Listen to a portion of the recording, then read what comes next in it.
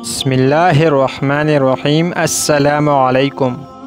حضرت قتادہ بن نعمان رضی اللہ تعالیٰ عنہ ایک صحابی ہے۔ احد کی لڑائی میں ان کی آنکھ میں ایک تیر لگا۔ تیر اندر گھس گیا تو ساری آنکھ کا چورا چورا ہو گیا، آنکھ کا کیما ہو گیا۔ آنکھ کا وہ کیما اٹھا کر اللہ کے نبی صلی اللہ علیہ وآلہ وسلم کے پاس لے آئے۔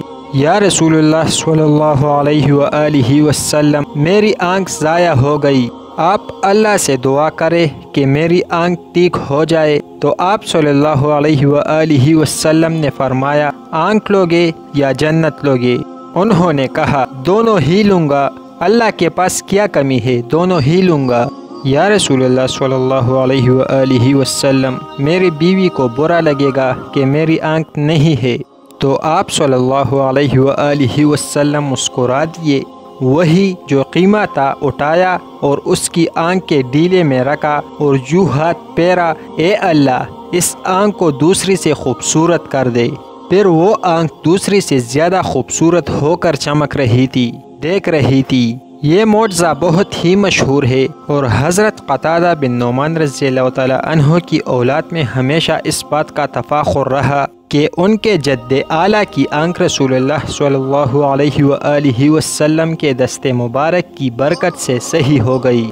چنانچہ حضرت قتادہ بن نعمان رضی اللہ تعالیٰ عنہ کے پوتے حضرت عاصم رضی اللہ تعالیٰ عنہ جب خلیفہ عادل حضرت عمر بن عبدالعزیز رحمۃ اللہ علیہ کے دربار خلافت میں پہنچے تو انہوں نے اپنا تعارف کرواتے ہوئے کہا، میں اس شخص کا بیٹا ہوں کہ جس کی آنکھ اس کے رخسار پر بہہ آئی تھی۔ تو رسول صلی اللہ علیہ وآلہ وسلم کے دست مبارک سے وہ اپنی جگہ پر کیا ہی اچھی طرح سے رکھتی گئی، تو پھر وہ جیسے پہلے تھی ویسے ہی ہو گئی۔ تو کیا ہی اچھی وہ آنکھ تھی اور کیا ہی اچھا رسول صلی اللہ علیہ وآلہ وسلم کا اس آنکھ کو اس کی جگہ رکھنا تھا۔